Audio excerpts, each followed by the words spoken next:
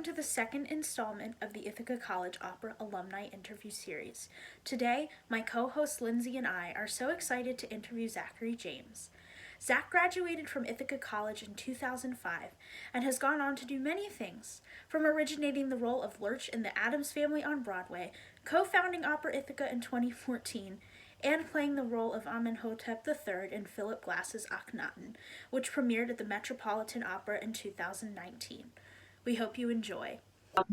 So for our first question, we wanted to ask you what it was like to be in your first role as a Broadway performer. Sure.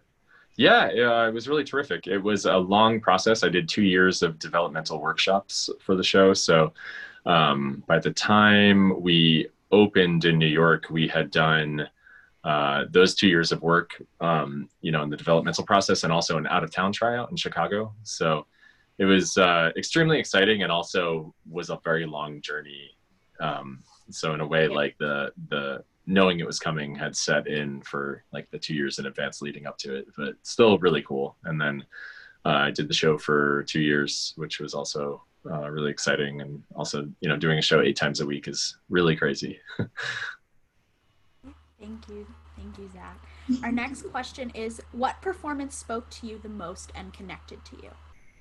Like of my own performances? Any performances. I saw Satyagraha at the Met, and that was one of the most powerful experiences I've had as an audience member. And then the cool thing that happened is I got to work with that director like 8 times now. And so to see, that's Phelan McDermott, to see his work and then to be a part of his process and his productions is really the best experience I've ever had. Cool.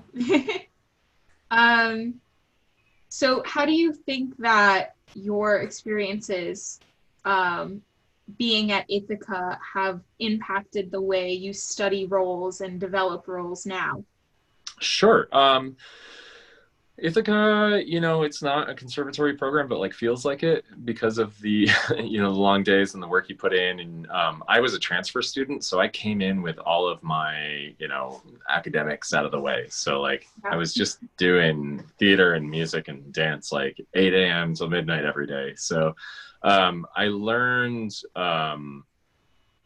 like what work ethic is and what you have to do to be proud of your work, like the work that you have to put in to be prepared. Like I also learned, how to fake your way through it and not put in the work and what that results in. And the result is like, sometimes you get away with it and sometimes it's a product that you can't really be proud of in the end.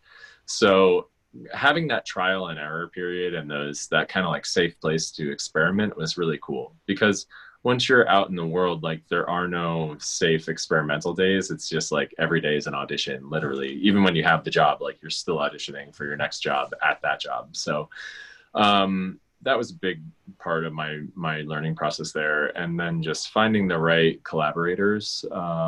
Like I'm studying still with Carol McCamus, like 18 years later. I take a lesson every week with her all this time. So that is a major piece of the puzzle for me, and having the right collaborators and supporters in my corner.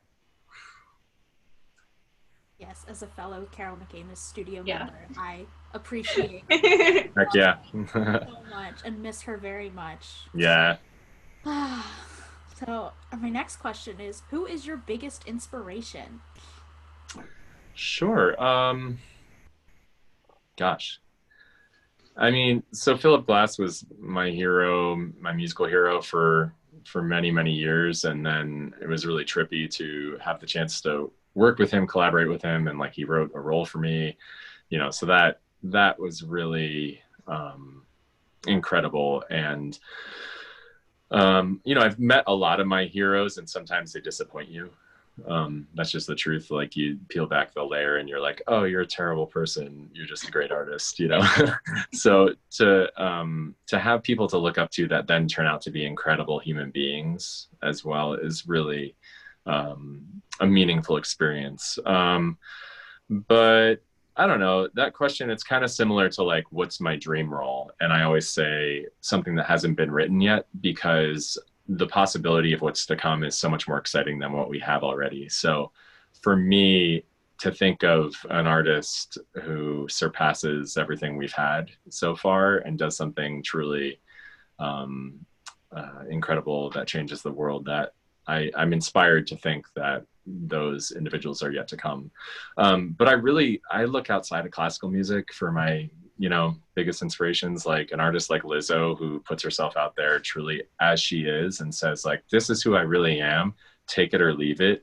And then to see the movement that she's developed and the audience she's developed from that honesty and vulnerability, that to me is really more inspiring than any opera singer we have out there to look to right now.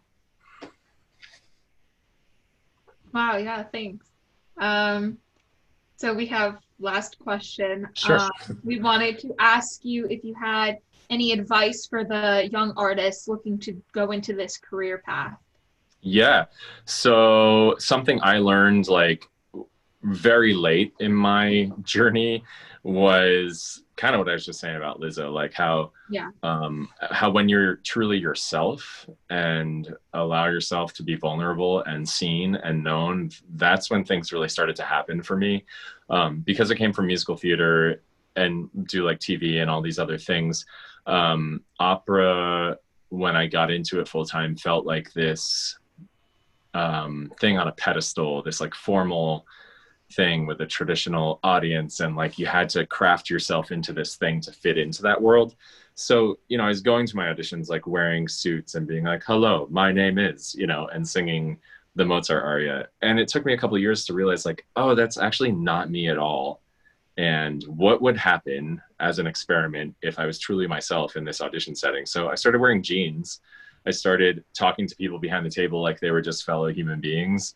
And I started singing like only contemporary English language things, because that's what I like to do and that's what I'm good at. And I started getting jobs, and it was kind of like instant. And I realized like, oh wow, this is real, and really it's okay to be yourself. And if people don't react positively to that, and some people haven't, then those just aren't people that I necessarily want to work with. Like it'll probably be a miserable experience.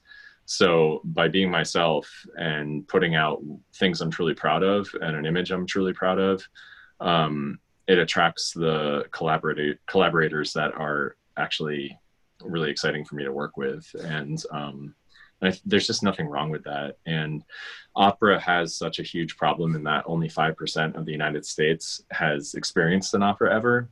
So like, why are we tailoring ourselves to this 5%? Like, why not open up to the 95% that are out there experiencing other genres and connect bridges to those audience members? Because that's really what we have to do to push the art form forward and keep it alive. So I would say, like, to wrap that up, summarize, just like, be yourself. It's okay. And don't try to be something you're not. And especially don't try to be an image of what you think someone wants you to be when you haven't even heard from them directly. Like, be you. It's exciting and enough. And vulnerability as an artist is, I think, the most captivating thing that you can present. That's such great advice, especially for young artists who are about to go out and start doing a bunch of auditions and feel like they have to act a certain way, but being yourself. Yeah, don't do it. Your career path. Well, Zach, thank you so much for coming out and interviewing with us today. Yeah, my pleasure. I hope you have a great rest of your day. Yeah, you too. Have a great weekend. Thanks for including me. Thank you. Bye. Bye.